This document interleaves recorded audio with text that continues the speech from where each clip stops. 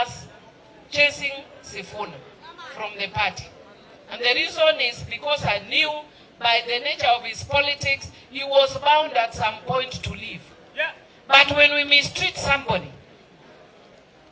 then we make him a hero. We have created a hero out of Sifuna. I'm not saying he's not a hero, but he wasn't what he is now.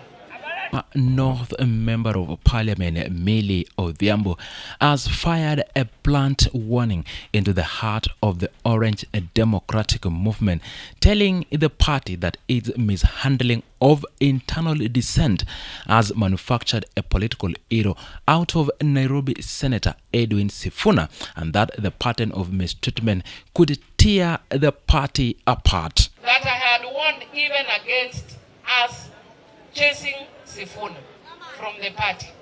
And the reason is because I knew by the nature of his politics, he was bound at some point to leave. Yeah.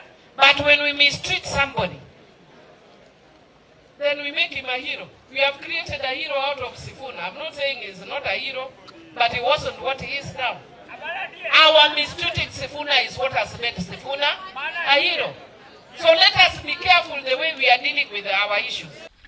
Speaking during a public address in our constituency on a Sunday, April 26, 2026, Odhiambo pulled back the curtains on what she described as a dangerous circle where the party's rough treatment of its own members end up gifting them a political status they never had before.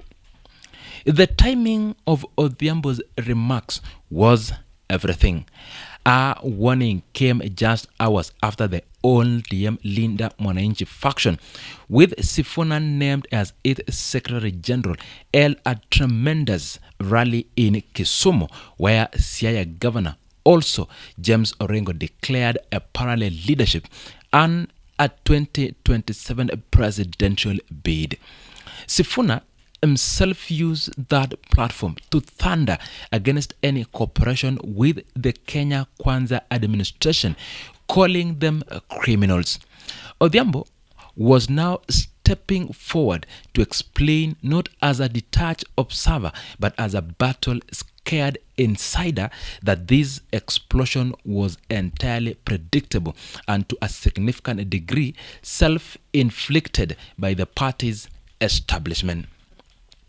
Millie Odhiambo revealed that she had long seen this moment coming and had issued a private warning that were ignored. She had cautioned the party against pushing Sifuna out. She explained, because anyone who understands his political nature could tell Sifuna was bound to leave at some point anyway. The mistake was not in disagreeing with him, but in handling him in a way that turned the internal disagreement into a public spectacle of perception. By cornering Sifuna, the party handed him a narrative of maidom that he could carry straight to the reception base, and that base is now rallying behind him with a fervor that would have been unmistakable a year ago. Millie Odhiambo's message was stuck. The party created the very figure it now fears. To drive the point home, Millie Odhiambo did not stop at Sifuna. She turned the spotlight on her own experience, recounting how her attempts to raise internal concerns in the past were met with threats, intimidation, and even physical violence. She disclosed that when she previously raised critical issues, goons were sent to beat her and she was shouted down by a hostile crowd in Kisumu. The admission was a damning portrait of a party culture that pushes or punishes internal voices instead of hearing them, and it gave a warning about Sifuna the weight of lived experience rather than a mere commentary. She was not just defending Sifuna. She was describing a systemic failure that she herself had survived. Supporting this position from within the Linda Mwananchi camp, Sifuna allied have quickly moved to frame his elevation as a return to ODM founding ideals. In recent days, Sifuna has publicly invoked the memory of Raila Odinga, claiming that the former party leader personally instructed him to defend justice and equality. That appeal to Raila's legacy is a powerful piece of a political branding. It transforms Sifuna's rebellion from a personal ambition into a sacred mission, making any attack on him appear as an attack on Raila's own unfinished work. Combined with Millie Odhiambo's warning about manufactured heroes, the picture becomes clear.